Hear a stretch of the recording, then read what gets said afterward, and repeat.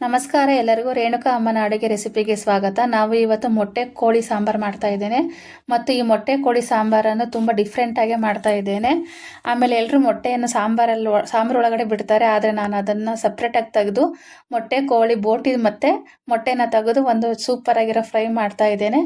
ಈ ಫ್ರೈ ಅಂತೂ ಚಪಾತಿಗೆ ಆಗಲಿ, ರೊಟ್ಟಿಗೆ ಆಗಲಿ, ಅನ್ನಕ್ಕೆ ಆಗಲಿ ನೆಂಚ್ಕೊಳ್ಳೋಕೆ ಅಂತೂ ಸೂಪರಾಗಿರುತ್ತೆ. ಈ ಮೊಟ್ಟೆ ಸಾಂಬಾರಂತೂ ಮಟನ್ ಸಾರನ್ನು ಮೀರಿಸುತ್ತೆ, ಅಷ್ಟು ಸೂಪರಾಗಿರುತ್ತೆ ರಾಗಿ ಮುದ್ದೆ ಜೊತೆಗೆ. ಈ ಸಾರಂತೂ ನಾಟಿ ಕೋಳಿ ಸಾಂಬಾರು ಥರನೇ ಟೇಸ್ಟಾಗಿರುತ್ತೆ, ಸೂಪರಾಗಿರುತ್ತೆ. ಆಮೇಲೆ ಈ ನನ್ನ ವೀಡಿಯೋನ ಕೊನೆ ತನಕ ನೋಡಿ, ದಯವಿಟ್ಟು ಎಲ್ಲೂ ಸ್ಕಿಪ್ ಮಾಡಬೇಡಿ. ಎಲ್ಲರೂ ಸಾಂಬಾರೊಳಗೆ ಹಾಕ್ತಾರೆ ಅಂತ ನಾನು ಈ ಸರಿ ಡಿಫ್ರೆಂಟಾಗಿ ನೋಡೋಣ ಅಂತ ಮಾಡಿದ್ದೆ. ಸೂಪರಾಗಿ ಟೇಸ್ಟ್ ಬಂದಿದೆ. ನೀವು ಒಂದ್ಸಲ ಟ್ರೈ ಮಾಡಿ. ಹೇಗೆ ಮಾಡೋದು ಅಂತ ನೋಡೋಣ ಬನ್ನಿ. ಈಗ ನೋಡಿ, 1.5 kg ಏನೋ ಇದೆ ಅದು ಚಿಕನ್ನು. ತೊಳೆದಿಕ್ಕೋಬೇಕು ನೀಟಾಗಿ. ಸ್ಟಾರ್ಟಿಂಗಲ್ಲಿ ನೀಟಾಗಿ ತೊಳ್ಕೊಂಡು ಸ್ವಲ್ಪ ಎಣ್ಣೆ ಹಾಕೊಳ್ಳೋಣ. ಎಣ್ಣೆ ಹಾಕ್ಕೊಂಡು ನೀರೆಲ್ಲ ಹೋಗೋಣ. 2 ತೊಳೆದು ಬರೀ ಕೈಯಿಂದ ಎತ್ತಾಕಿ ಬಾಣಲೆ ಸಮೇತ ಬಗ್ಸಿದ್ರೆ ನೀರೆಲ್ಲ ಅದರೊಳಗೆ ಬೀಳುತ್ತೆ. ಸ್ವಲ್ಪ ಉಪ್ಪು ಹಾಕಿ, ಅರಿಶಿನ ಹಾಕಿ ಸ್ವಲ್ಪ ಫ್ರೈ ಮಾಡ್ಕೊಳ್ಳೋಣ. ಅದು ನೀರು ಬಿಟ್ಕೊಳ್ಳೋವರೆಗೂ ಒಂದು 5-10 ನಿಮಿಷ ಚೆನ್ನಾಗಿ ಫ್ರೈ ಮಾಡ್ಬೇಕು ಅದನ್ನು. ಇದಂತೂ ತುಂಬಾ ಬೇಯಿಸ್ಬೇಕು, ಯಾಕಂದರೆ ಬೇಗ ನಿಧಾನವಾಗಿ ಬೇಯಿಸ್ಬೇಕು ಅದನ್ನು. ತುಂಬ ಲೇಟ್, ಎಷ್ಟೇ ವಿಸಿಲ್ ಹೊಡೆಸಿದ್ರು ಬೇಯಲ್ಲ. ಸುಮಾರು ಒಂದು 8-10 ವಿಸಿಲ್ ಅಂತೂ ಹಾಕಿಸ್ಬೇಕು ಅದಕ್ಕೆ. ಈ ಥರ ಉಪ್ಪು ಅರಿಶಿನ ಹಾಕಿ ಫ್ರೈ ಮಾಡಾದ್ಮೇಲೆ ನೋಡಿ, ಒಂದು 10 ನಿಮಿಷನೇ ಆಯ್ತು. ಇಟ್ಟಿದ್ದು ಫ್ರೈ ಆಗ್ತಾ ಐತೆ ಚೆನ್ನಾಗಿ. ಈ ಥರ ಕೆಳಗೆ ಮೇಲಕ್ಕೆ ಎತ್ತೆತ್ತಾಕಿ ಅದನ್ನು. ತುಂಬ ಗಟ್ಟಿ ಇರುತ್ತೆ ಇದು, ಸಾಂಬಾರು ಟೇಸ್ಟ್ ಕೊಡುತ್ತೆ. ಸ್ವಲ್ಪ ಕಸ್ತೂರಿ ಮೆಂತ್ಯ ಉಜ್ಜಿಬಿಟ್ಟು ಹಾಕೋಣ, ಟೇಸ್ಟ್ ಚೆನ್ನಾಗಿರುತ್ತೆ. ಹಸಿ ಮೆಂತ್ಯ ಇದ್ದರೆ ಹಾಕ್ಬೋದು, ಹಸಿ ಮೆಂತ್ಯ ಇಲ್ಲದ ಕಾರಣ ನಾನು ಕಸ್ತೂರಿ ಮೆಂತ್ಯ ಹಾಕಿದ್ದೀನಿ. ಟೇಸ್ಟ್ ಚೆನ್ನಾಗಿರುತ್ತೆ ಸಾಂಬಾರ್ದು ಅಂತ. ನೋಡಿ, ಈ ಥರ ಫ್ರೈ ಮಾಡಿ ಅರಿಶಿನ ಪುಡಿ ಹಾಕಿ ಈಗ ಒಂದು 2 ಸ್ಪೂನ್ ಖಾರದ ಪುಡಿ ಹಾಕ್ತಾ ಇದ್ದೀನಿ. ಇದ್ರ ಜೊತೆನೆ ಚೆನ್ನಾಗಿ ಬೇಕೊಳ್ಳುತ್ತೆ ಖಾರನೂ ಕೂಡ ಇದ್ರ ಜೊತೆನೇ. ರೇಣುಕಾ ಅಮ್ಮನ ಅಡುಗೆ ಮನೆನ ದಯವಿಟ್ಟು ಲೈಕ್ ಮಾಡಿ, ಶೇರ್ ಮಾಡಿ, ಸಬ್ಸ್ಕ್ರೈಬ್ ಮಾಡ್ಕೊಳ್ಳೋದನ್ನ ಮರಿಬೇಡಿ ಪ್ಲೀಸ್. ಹಂಗೇನೆ ಕಮೆಂಟ್ ಹಾಕಿ ಹೇಗೆ ಬರ್ತಾ ಇದೆ ನಮ್ಮ ವಿಡಿಯೋ ಅಂತ ಒಂದ್ಸಲ. ನೋಡಿ, ಇದು ಚೆನ್ನಾಗಿ ಈ ಥರ ಫ್ರೈ ಆಗಿದೆ. ಈ ಥರ ನೀರು ಬಿಟ್ಕೊಳ್ಳುತ್ತೆ, ಚೆನ್ನಾಗಿ ನೀರು ಬಿಟ್ಕೊಂಡು ಆಮೇಲೆ ಎಣ್ಣೆ ಬಿಟ್ಕೊಳ್ಳುತ್ತೆ. ಅದು ಚೆನ್ನಾಗಿ ಫ್ರೈ ಮಾಡಾದ್ಮೇಲೆ ಇದನ್ನಲ್ಲಿ ಲಿಡ್ ಮುಚ್ಚಿ ಬೇಯಿಸ್ಬೇಕಾಗುತ್ತೆ. ಒಂದು 6-7 ವಿಸಿಲ್ ಹೊಡೆಸ್ಬೇಕು. ಬರೀ ಉಪ್ಪು ಅರಿಶಿನ ಖಾರನೇ ಹಾಕಿ ಒಂದು 6-7 ವಿಸಿಲ್ ಹೊಡೆಸಿದ್ರೆ ಚೆನ್ನಾಗಿ ಬೆಂದ್ಕೊಂಡಿರುತ್ತೆ ಅದು. ಆಮೇಲೆ ಮತ್ತೆ ಮಸಾಲೆ ರೆಡಿ ಮಾಡಿ ಹಾಕೋದನ್ನು ನಿಮಗೆ ಹೆಂಗೆ ಅಂತ ತೋರಿಸ್ತೀನಿ. ಈಗ ಇದು ಫ್ರೈ ಆಗ್ತಾ ಇದೆ ಚೆನ್ನಾಗಿ. ಈಗ ಇದಕ್ಕೊಂದು 2 ಚಮಚ ನೀರು ಹಾಕ್ತೀನಿ ನಾನು. ನೀರು ಹಾಕಿ ನೋಡ್ರಿ, ಅದು ಅರ್ಧ ಭಾಗದಷ್ಟು ಮುಳುಗೋಷ್ಟು ನೀರು ಹಾಕಿ ಇನ್ನೊಂದ್ಸರಿ ಕೈ ಆಡ್ಬಿಟ್ಟು ಚೆನ್ನಾಗಿ ಮುಚ್ಚಾಡೋಣ. ಲಿಡ್ ಮುಚ್ಚಿ ಒಂದು 6-7 ವಿಸಿಲ್ ಅಂತೂ ಹೊಡೆಸ್ಬೇಕು ಇದನ್ನು ಫಸ್ಟೇನೆ. ಮಸಾಲೆ ಹಾಕ್ತಿರೇನೆ ಉಪ್ಪು ಖಾರ ಅಷ್ಟು ಹಾಕಿ ಒಂದು 6-7 ವಿಸಿಲ್ ಹೊಡೆಸಿದ್ದೀನಿ. ಮಸಾಲೆ ರೆಡಿ ಮಾಡ್ಕೊಳ್ಳೋಣ. ಈಗ 2 ಸ್ಪೂನ್ ಧನಿಯಾ, 1 ಸ್ಪೂನ್ ಗಸಗಸೆ ತೊಗೊಂಡಿದ್ದೀನಿ, ಒಂದು 2-3 ಪೀಸ್ ಚಕ್ಕೆ, ಒಂದು 5 ಲವಂಗ, 2 ಏಲಕ್ಕಿ ತೊಗೊಂಡಿದ್ದೀನಿ, ಒಂದು ಅರ್ಧ ಒಳಕೆಯಷ್ಟು ಕೊಬ್ಬರಿ ತೊಗೊಂಡಿದ್ದೀನಿ, 2 ಈರುಳ್ಳಿ, ಒಣಮೆಣಸಿನ್ಕಾಯಿ, ಕೊತ್ತಂಬರಿ, ಆಮೇಲೆ 1 ಟೊಮೆಟೊ ತೊಗೊಂಡಿದ್ದೀನಿ ನಾನು ಟೇಸ್ಟಿಗಿರಲಿ ಅಂತ. ಒಬ್ಬೊಬ್ರು ಹಾಕಲ್ಲ, ನಾನು ಹಾಕ್ತಾಯಿದ್ದೀನಿ. 1 ಇಂಚ್ ಶುಂಠಿ.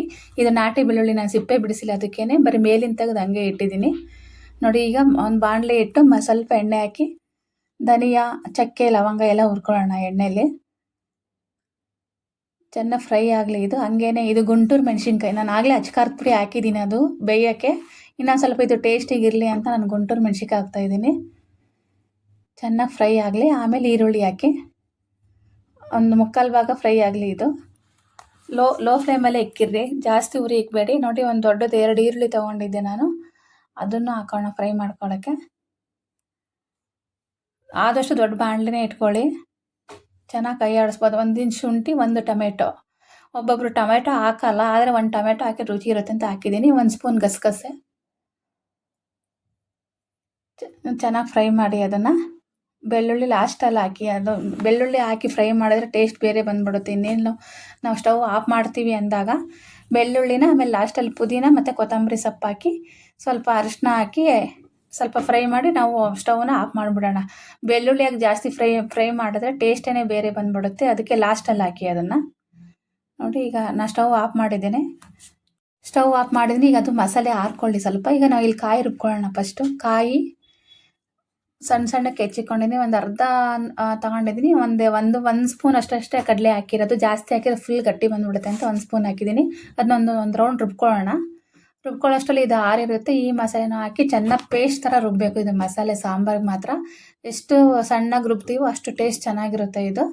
ನೋಡಿ, ಈ ಥರ ಪೇಸ್ಟ್ ಮಾಡ್ಕೊಳ್ಳೋಣ. ಮಸಾಲೆ ಒಂದು ಬಟ್ಲಿ ತಕ್ಕೊತಾ ಇದ್ದೀನಿ ನಾನು.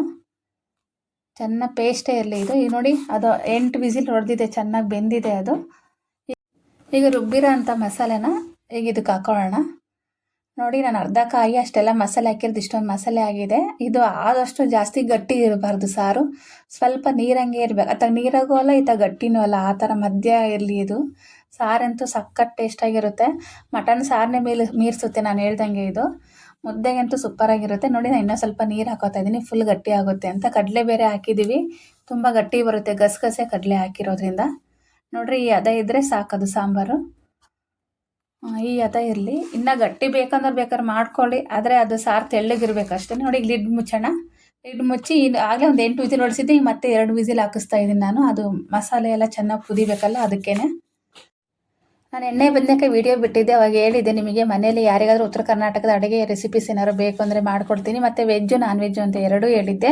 ನಿಮಗೆ ಯಾವ ಅಡುಗೆ ಬೇಕೋ ಹೇಳಿ, ನಮ್ಮ ಮೇಲೆ ಸ್ಕ್ರೀನ್ ಮೇಲೆ ಕಾಣ್ತಾ ಇರೋಂಥ ನಂಬರಿಗೆ ಕಾಂಟ್ಯಾಕ್ಟ್ ಮಾಡಿ, ನಾವು ಏನು ಬೇಕೋ ಅದು ಮಾಡಿಕೊಡ್ತೀವಿ. ಆಮೇಲೆ ಉದ್ದಿನ ಹಿಟ್ಟಾಗಿರ್ಬೋದು, ಜೋಳದ ಹಿಟ್ಟಾಗಿರ್ಬೋದು, ಇದೆಲ್ಲ ಹೆಲ್ತಿಗೆ ತುಂಬ ಒಳ್ಳೆಯದು ಅಂತ ಅದನ್ನು ಕೂಡ ಮನೇಲಿ ಮಾಡ್ತಾಯಿದ್ದೀವಿ. ನಿಮಗೆ ಯಾರಾದರೂ ಬೇಕಾದರೆ ನಮಗೆ ಕಾಂಟ್ಯಾಕ್ಟ್ ಮಾಡಿ. ನೋಡಿ ಇಷ್ಟು ಚೆನ್ನಾಗಿ ಬಂದಿದೆ ಇದು ಮೊಟ್ಟೆ ಕೋಳಿ ಸಾಂಬಾರು. ಮೊಟ್ಟೆ ನಾನು ಇದರಲ್ಲಿ ಹಾಕ್ತಾಯಿಲ್ಲ ಅಷ್ಟೇ, ಅದು ಸೇಮ್ ಅದೇ ಥರ ರೆಸಿಪಿನೇ ಮಾಡಿದ್ದೀನಿ, ಆದರೆ ಮೊಟ್ಟೆ ಇದರಲ್ಲಿ ಹಾಕ್ತಾಯಿಲ್ಲ.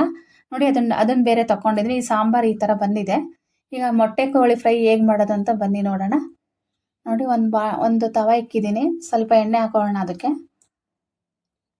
ಎಣ್ಣೆ ಹಾಕ್ಕೊಂಡು ಸ್ವಲ್ಪ ಒಂದು ಈರುಳ್ಳಿ ತೊಗೊಂಡಿದ್ದೀನಿ. ಈರುಳ್ಳಿ ಜಾಸ್ತಿ ಹಾಕೋಬೇಡ, ಈರುಳ್ಳಿ ಜಾಸ್ತಿ ಹಾಕಿದ್ರೆ ಸಿಹಿ ಅನಿಸುತ್ತೆ. ಒಂದು ಚಿಕ್ಕ ಈರುಳ್ಳಿ ತೊಗೊಂಡಿದ್ದೆ, 2 ಹಸಿಮೆಣ್ಸಿನ್ಕಾಯಿ ಹೆಚ್ಚಾಕಿ ಉದ್ದಕ್ಕೆ ಸೀಳಿ ಹಾಕಿದ್ದೀನಿ ಹೆಚ್ಚಿ.